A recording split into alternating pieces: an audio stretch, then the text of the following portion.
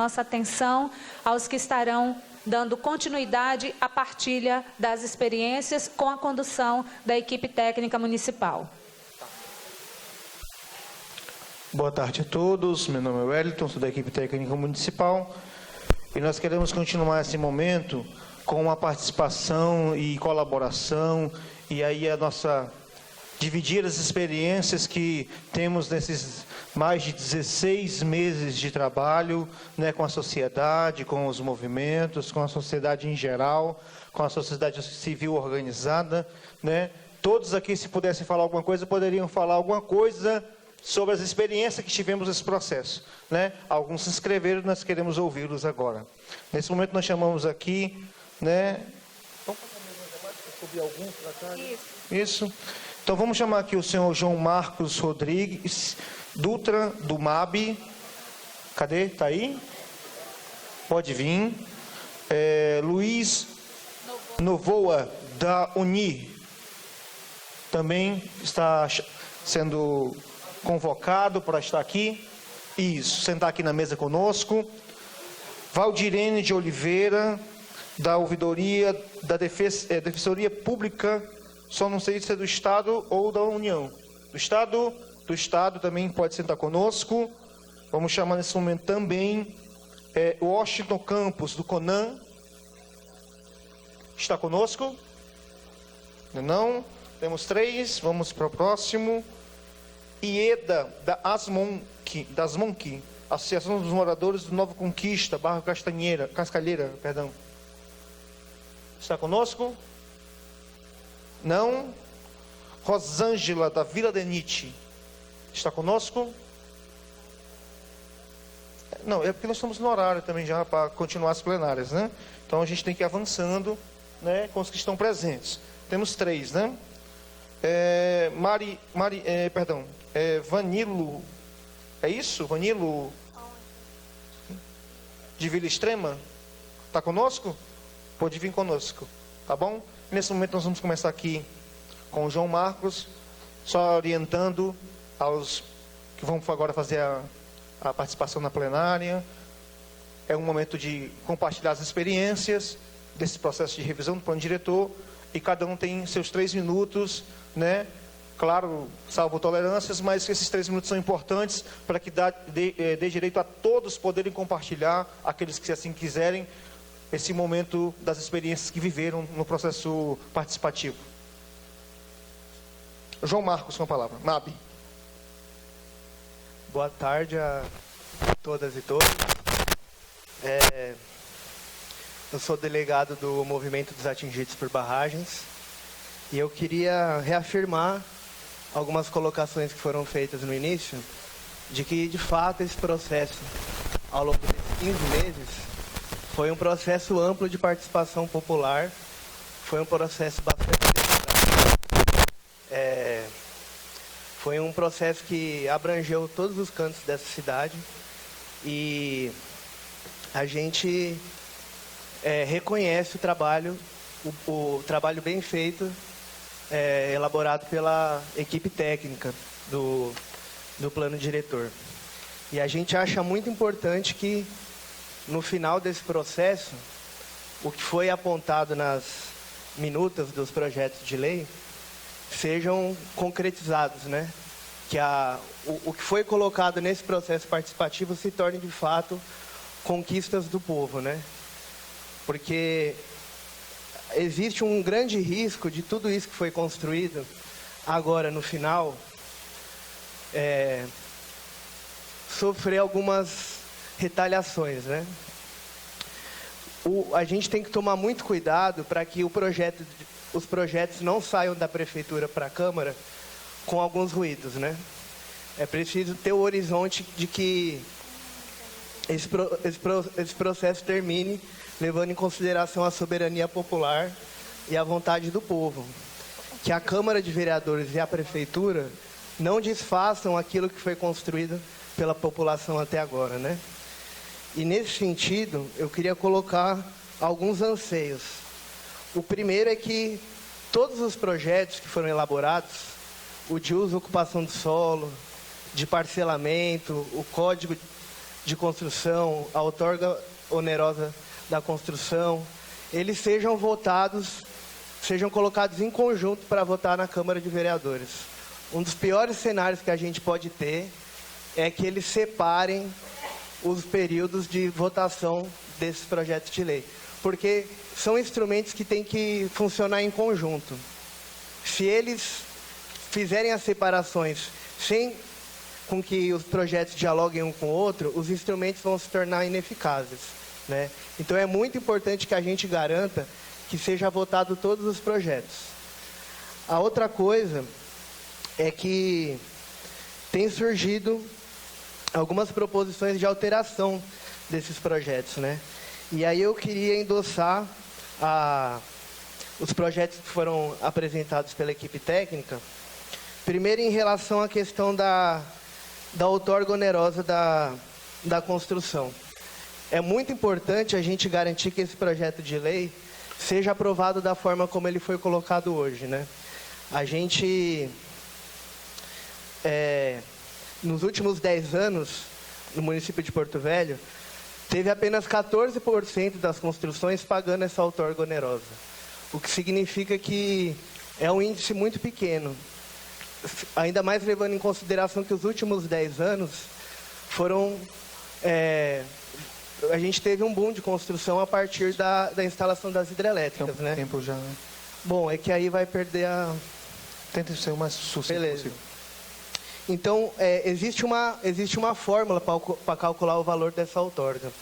E existe um coeficiente de aproveitamento básico que está sendo colocado no projeto como coeficiente 1.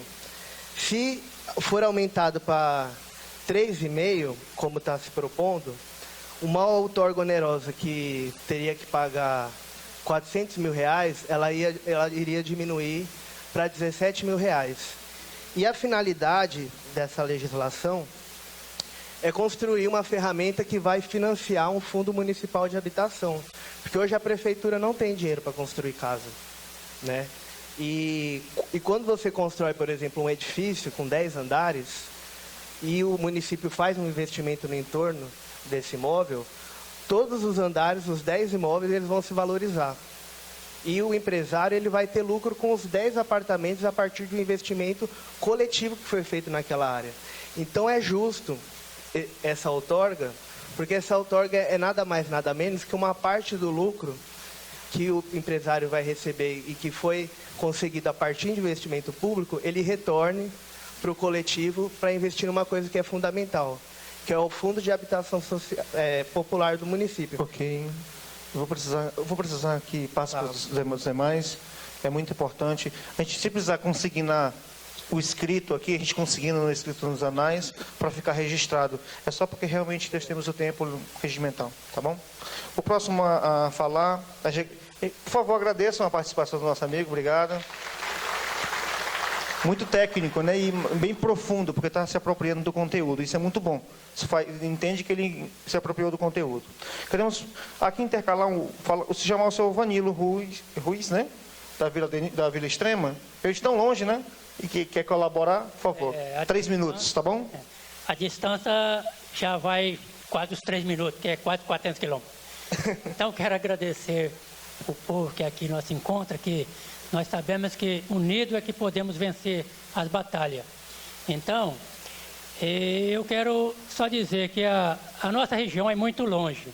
A nossa região já foi discutido vários pontos da sociedade lá, da comunidade, que foi naquelas conferências que teve lá. As audiências foi discutido tudo que nós teríamos direito de discutir.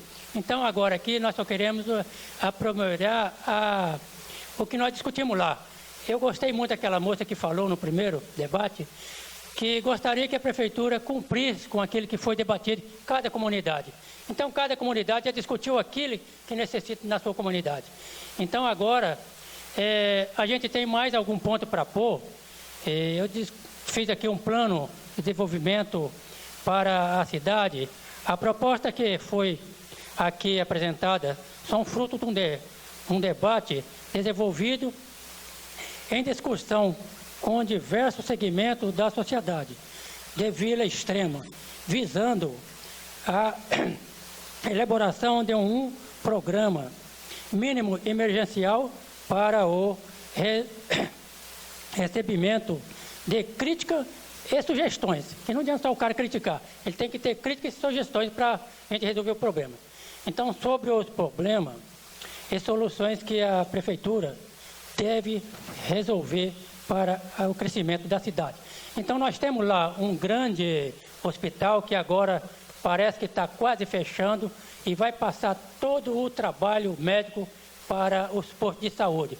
Eu gostaria que esse posto pertence à Prefeitura, que esse debate e essas palavras minhas fica registrado para que a Prefeitura assume os compromissos que fez cada comunidade nos seus debates nessas audiências e para que não deixe os postos de saúde, não deixe aqueles pontos mais principais que teremos em emergência, que são o saneamento básico, resolvendo, nem lá também, Vila Extrema, não tem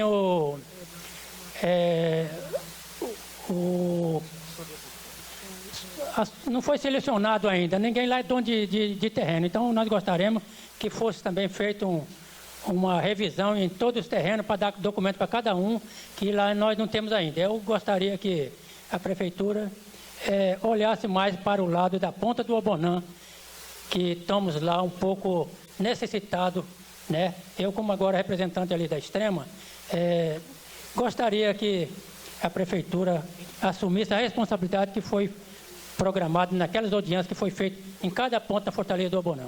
Muito obrigado. Obrigado.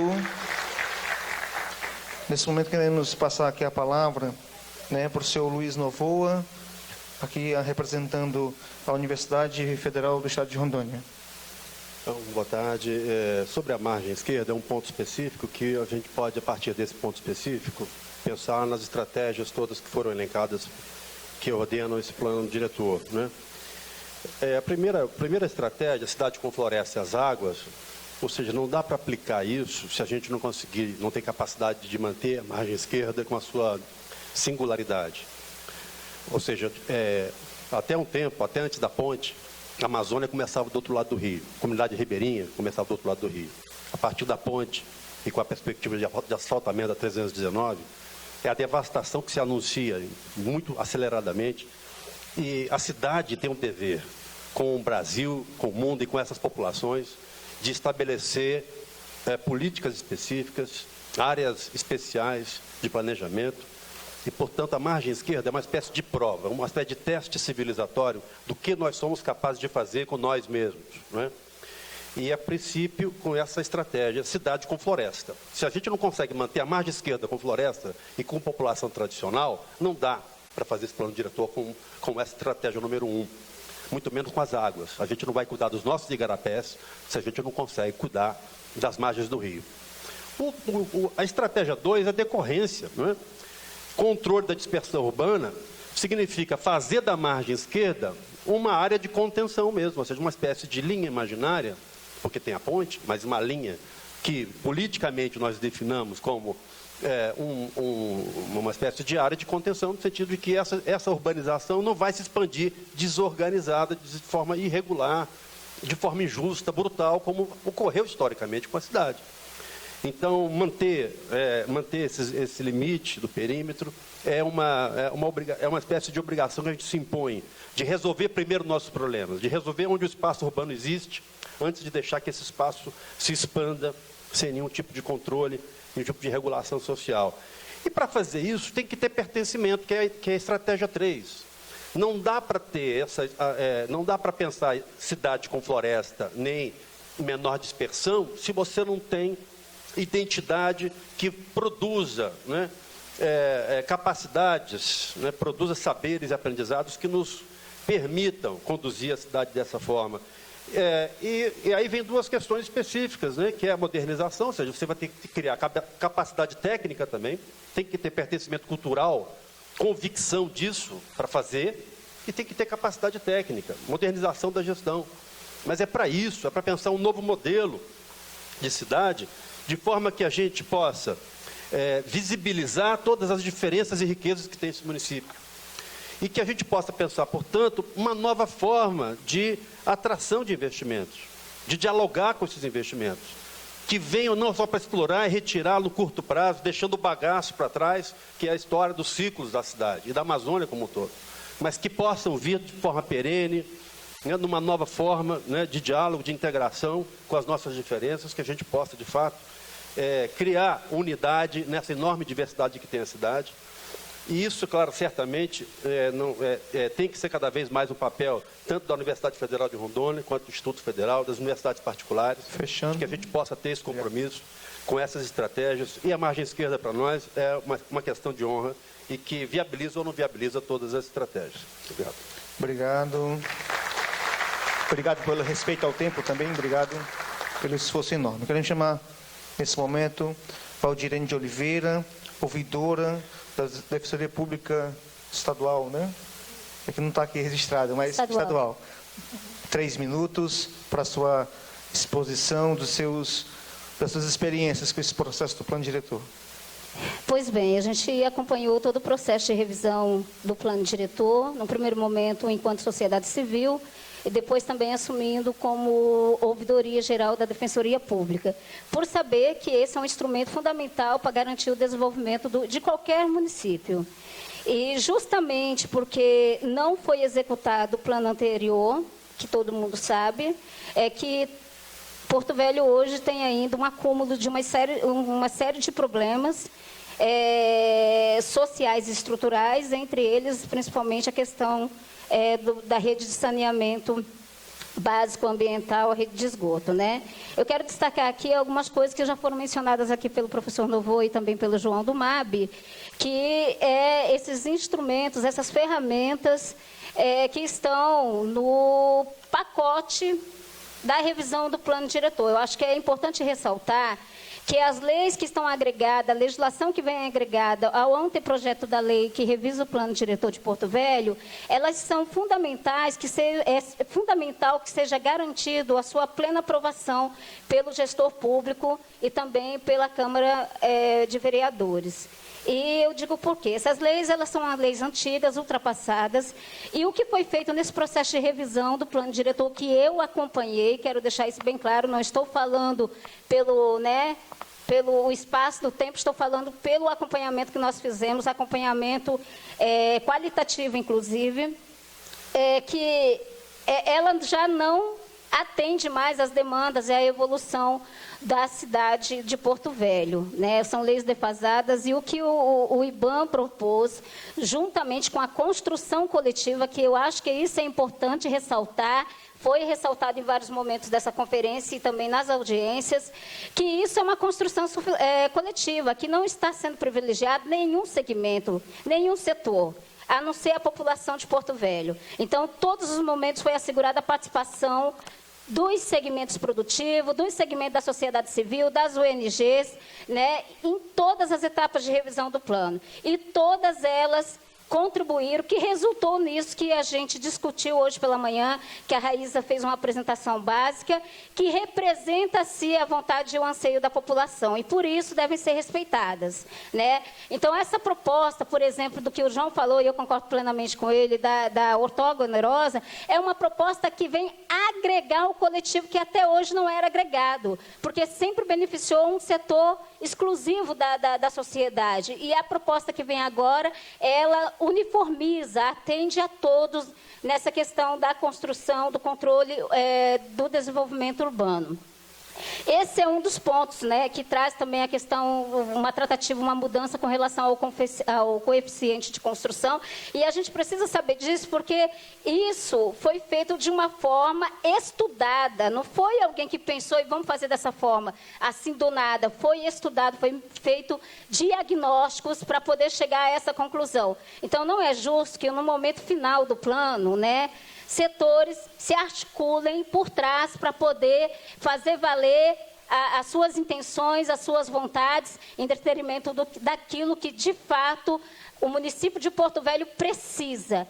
né, ter assegurado como o desenvolvimento, eu já estou encerrando, como o desenvolvimento urbano. E eu quero dizer que a Ouvidoria Geral, que tem esse papel dentro da Defensoria, juntamente com a Defensoria, ela está acompanhando o processo e vai continuar acompanhando no sentido de que realmente sejam respeitados a discussão coletiva, a participação democrática do município, dos cidadãos de Porto Velho. Obrigado, parabéns pela intervenção. Chamar a Rosângela, da Vila DENIT, encerrando aqui esse segundo bloco. Pode falar. 3 minutos, por favor. Boa tarde a todos. Eu sou presidente da Associação dos Moradores da Vila DENIT, do outro lado do Rio Madeira, à margem esquerda, logo após a ponte. O que eu tenho aqui para dizer é a questão do que o senhor ali já havia falado, a questão da expansão para lá. Por que nós lá somos contras? Porque eu digo que lá nós ainda vivemos tranquilamente, entendeu? Nós podemos ficar na frente das nossas casas ainda, conversar com nossos vizinhos. E outra, porque a prefeitura quer expandir, mas ela não dá condições. Nós fomos para lá devido à construção da ponte. Nós fomos realocados para lá, mas lá nós vivemos uma defasagem do ônibus, né, do transporte público, foi nos prometidas várias coisas quando nós fomos para lá, e nós não temos. A prefeitura não quer nos assumir lá, não quer fazer o seu papel, quer ir lá nós somos um bairro com 168 casas. Então nós estamos lá, mas cada coisa que nós queremos para lá, nós temos que ir lutar, bater o pé mesmo. As pessoas reclamam que muitas vezes lá a gente fecha a BR, mas é só assim que nós estamos sendo ouvidos lá. E, infelizmente, incomoda muita gente, incomoda. Mas nós estamos lá, além da Vila DENIT, tem a Vila São João, tem o Maravilha 2, que são outras comunidades próximas. Nossas 3 comunidades, é que chegue só até lá, porque a prefeitura não está dando conta nem da cidade que está aqui, que está um caos. Transporte público a gente não tem. O meu filho hoje de manhã, eu tive que estar cedo correndo atrás de alguém para levar ele para a escola, porque o ônibus estava quebrado. E o SIM não disponibiliza outro. Quer dizer, a empresa SIM está aqui em Porto Velho fazendo o que ela bem entende no transporte público. Nós temos ônibus de 5h30 da manhã até 7h30. Depois nós não temos mais, só vamos ter 11 horas da manhã até 2 horas. Depois também não temos mais. Só 5 horas da tarde. Quer dizer, está muito cômodo para eles na situação que está. Eles continuam ganhando. Escola, lá tem uma escola linda e maravilhosa, mas nossas crianças estão sem estudar, porque são as crianças da área rural. E o transporte escolar também não tem. E está lá, a escola tem tudo que uma escola precisa ter. Laboratório, sala de informática, todas as salas climatizadas, mas não funcionam. Quer dizer, simplesmente nos colocaram lá, como vai acontecer com vários outros, como acontece em vários outros lugares que foram criados aí pela prefeitura e não dão assistência. Então vai expandir para onde mais, para que mais, se não consegue cuidar da cidade que está aqui, do que nós temos aqui, não está conseguindo. Você olhar, a cidade de Porto Velho se degradou muito dos anos para cá. Você olha para o interior de Porto Velho, está muito mais bonito do que a capital. Uma capital defasada, os pontos turísticos não tem direito. Ponte, uma maravilha ponte para a gente atravessar. Mas à noite você tem que ter muito cuidado. Uma escuridão só, um breu só, até você chegar à Vila DENIT, Vila São João, para lá, é só escuridão. Quem estuda à noite para lá, se não tem transporte, quando para às 8 horas da noite, 9 horas, a hora que para o ônibus de rodar para lá, as pessoas vão a pé correndo risco de vida. Então, para que vamos expandir mais? Só isso que eu tenho a dizer. Muito obrigado.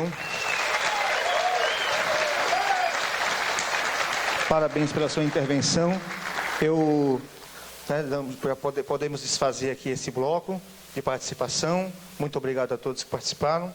Nós queremos chamar aqui o senhor Nemésio, que estava inscrito como um dos pré-selecionados. Ele mora nos distritos de em um dos distritos de Porto Velho, né? Se não me engano, Nova Califórnia.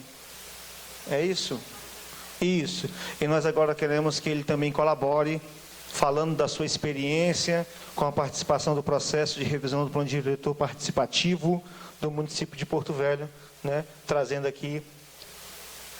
Também chamamos logo também, né, a dona Ieda Azevedo, do UEMP, né? Ela está aí? Pode vir. Os dois inscritos ainda, que ainda faltam falar nesse último bloco, né, de experiências, né, da plenária com o processo de revisão do plano diretor.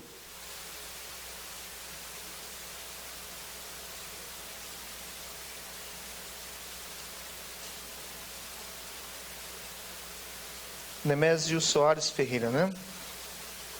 Fica à vontade, peço que respeite o tempo, que é regimental.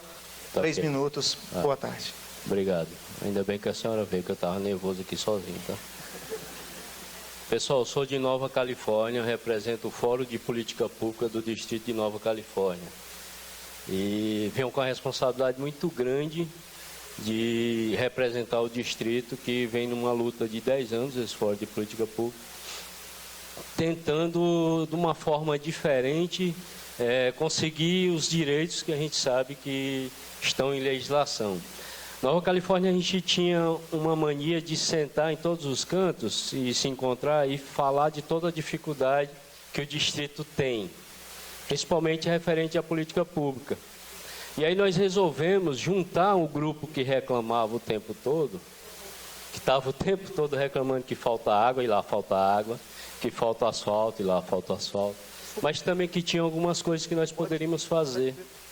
E aí vamos sentar e constituir uma organização que possa tratar de forma diferente com o poder público, para que a gente possa trazer ou entender por que não vai.